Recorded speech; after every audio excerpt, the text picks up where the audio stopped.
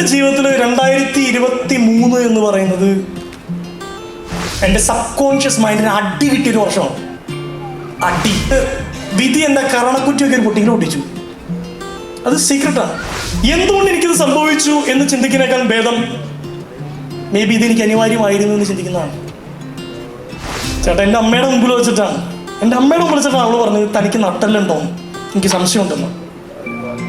അന്നൊടിഞ്ഞതാണ് ചേട്ടാ, അന്നൊടിഞ്ഞതാണ്. ഇപ്പം നിങ്ങൾക്കൊരു ബ്രേക്കപ്പ് ഉണ്ടായി.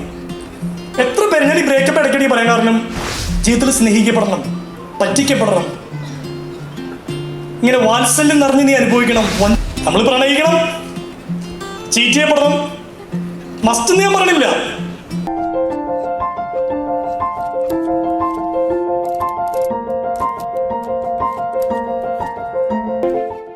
എൻ്റെ ജീവിതത്തിൽ 2023 എന്ന് പറയുന്നത് എൻ്റെ സബ് കോൺഷ്യസ് മൈൻഡിന് അടി കിട്ടിയൊരു വർഷമാണ്.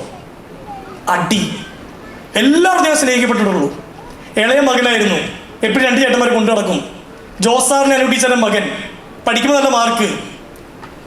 സെമിനാരിൽ പോയി, ക്ലാസ്സിൽ അതിൽ നിന്ന് സെമിനാരിൽ നിന്ന് പോന്നു, കോളേജിൽ പോയി, ക്രൈസ്റ്റിൽ പോയി പഠിച്ചു, MBA എടുത്തു, ബെസ്റ്റ് ഔട്ട് ഗോയിങ് സ്റ്റുഡൻ്റ് ആയി. പെട്ടെന്ന് ആർജി ഒരു വീഡിയോ ചെയ്താൽ എങ്ങനെയൊക്കെ സെലിബ്രിറ്റി ആയി, പുസ്തകങ്ങൾ എഴുതി, എല്ലാം നല്ലത്. And destiny gave me a blow. ഇങ്ങനെ നേരെ മോശം ഒന്ന് വന്നേനിയുടെ വിധി എൻ്റെ കരണക്കുറ്റിയൊക്കെ ഒരു പൊട്ടിങ്ങനെ ഒട്ടിച്ചു. അത് സീക്രട്ടാണ്. അന്നിങ്ങനെ അടി കൊണ്ടൊരു ചിറക് കൊണ്ടിങ്ങനെ പോയ ഒരു കിളി കല്ലേറിയിട്ട് നിലത്തിറങ്ങിങ്ങനെ പെട്ടെന്ന് 2021 എനിക്ക് അങ്ങനെ അവസാനിച്ചത്. 2024 2025 ഞാൻ എൻ്റെ ആത്മാവിൽ പറക്കുകയാണ്. ആത്മാവിൽ, എൻ്റെ ഹൈറ്റ്സിൽ പറക്കാനുള്ള ഉദ്ദേശിച്ച് എൻ്റെ ആത്മാവിൽ. ജീവിതത്തിൽ ഹ്യൂമിലിയേഷൻ ഉണ്ടാകുമ്പോൾ, നമ്മളെ മനുഷ്യർ ഹ്യൂമിലേറ്റ് ചെയ്യുമ്പോൾ എന്തുകൊണ്ട് എനിക്കിത് സംഭവിച്ചു എന്ന് ചിന്തിക്കുന്നതിനേക്കാൾ ഭേദം മേ ബി ഇതെനിക്ക് അനിവാര്യമായിരുന്നു എന്ന് ചിന്തിക്കുന്നതാണ്.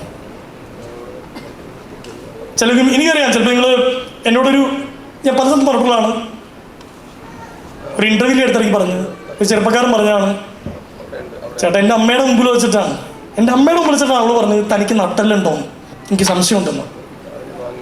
അന്നൊടിഞ്ഞതാണ് ചേട്ടാ, അന്നൊടിഞ്ഞതാണ്. ഇപ്പോഴും വേദനയാണ്. ഹ്യൂമിലിയേഷൻ. എന്തുകൊണ്ടാണ് അയാൾ ആശ്വസിക്കും? നമ്മൾ ഈ നേരത്തെ പറഞ്ഞ സ്നേഹിക്കാന്നോ മാപ്പ് കൊടുക്കാന്നൊക്കെ പറയാം, എളുപ്പമല്ലെന്ന് എനിക്കറിയാം. പക്ഷെ നമ്മളിങ്ങനെ ചിന്തിച്ചാൽ നമ്മൾ അനുഭവിക്കാൻ പോകുന്ന വലിയൊരു സ്വാതന്ത്ര്യമുണ്ട്. നമുക്കുണ്ടാകുന്ന ഹ്യൂമിലിയേഷൻസിനെ 2 കൈ നീട്ടി സ്വീകരിക്കാൻ പറ്റുമോ നോക്കി. ഇത് ഇപ്പം നിങ്ങൾക്കൊരു ബ്രേക്കപ്പ് ഉണ്ടായി. എത്ര പേര് ഞാൻ ഈ ബ്രേക്കപ്പ് ഇടയ്ക്കിടെ പറയാൻ കാരണം കഴിഞ്ഞ ദിവസങ്ങളിൽ ഞാനൊരു തിരുവനന്തപുരത്തുണ്ടെന്ന് പറഞ്ഞ് എന്നെ കാണാൻ വരുന്ന മനുഷ്യർ പറയുന്ന കഥ തന്നെയാണ്. അവരെന്തിനായിരിക്കും എന്നോട് അങ്ങനെ ചെയ്തത്? അവരെങ്ങനെ അത് ചെയ്യാൻ സാധിച്ചു? 2023 അടി കിട്ടിയ ഞാൻ പറയും വെൽക്കം ടു ദ ക്ലബ്. അതുവരെ ഞാൻ മറ്റേ breakup is A wake up call after all അതൊന്നും നീ കേട്ടിട്ടില്ല. ഇല്ല, അത് മറ്റേത് എടുക്കാം, കാഴ്ചബംഗ്ലാവ്. ഇപ്പൊ ഞാനൊന്നും പറയില്ല ചേട്ടാ, അവൻ എന്നെ ചതിച്ചു പോയി. വരും, ഗ്രൂപ്പിൽ കയറും. നിങ്ങളൊക്കെ ഞാൻ 2014 ഗുരുവായ മനുഷ്യനെടുത്തു. അദ്ദേഹം പറഞ്ഞു, ജോസ്ബൈ 27 വയസ്സൊക്കെ കല്യാണം കഴിക്കണ്ടേ? വേണ്ട, എനിക്കിങ്ങനെ, ഞാൻ ഹാപ്പിയാണ്. എടാ, ജീവിതത്തിൽ സ്നേഹിക്കപ്പെടണം, പറ്റിക്കപ്പെടണം, ഇങ്ങനെ വാത്സല്യം നിറഞ്ഞ് നീ അനുഭവിക്കണം, വഞ്ചിക്കപ്പെടണം. ഈ ഭൂമിയിൽ നിന്ന് കടന്നു പോകുമ്പോൾ ഒരു മനുഷ്യൻ എല്ലാ ഫ്ലേവറും അനുഭവിച്ചിട്ടേ പോകും. നിങ്ങൾ ഇതുവരെ ചതിക്കപ്പെട്ടിട്ടില്ലെങ്കിൽ ഞാൻ ആശംസിക്കുന്നില്ല. ഇത് മേനകെട്ടവനാണ് അയാൾ.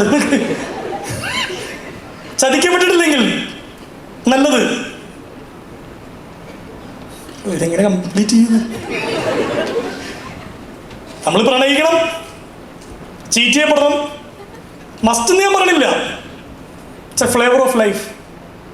അത് കഴിഞ്ഞ് പുറത്തേക്ക് ഇറങ്ങുമ്പോൾ കുറേ കഷ്ടപ്പെട്ട് പെടച്ചിട്ടാണെങ്കിലും ഈ കരയിലേക്ക് പിടിച്ചിട്ട് മീനിനെ പോലെ പെടച്ച് നിങ്ങൾ തിരിച്ചാ വെള്ളത്തിലേക്ക് ഇറങ്ങുമ്പോൾ പഴയതിലും സ്വർഗമായിരിക്കും. അപ്പോഴ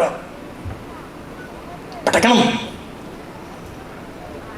മോട്ടിവേഷണൽ സ്പീക്കറായിട്ടില്ല, എനിക്ക് 1.5 വർഷം എടുത്തു.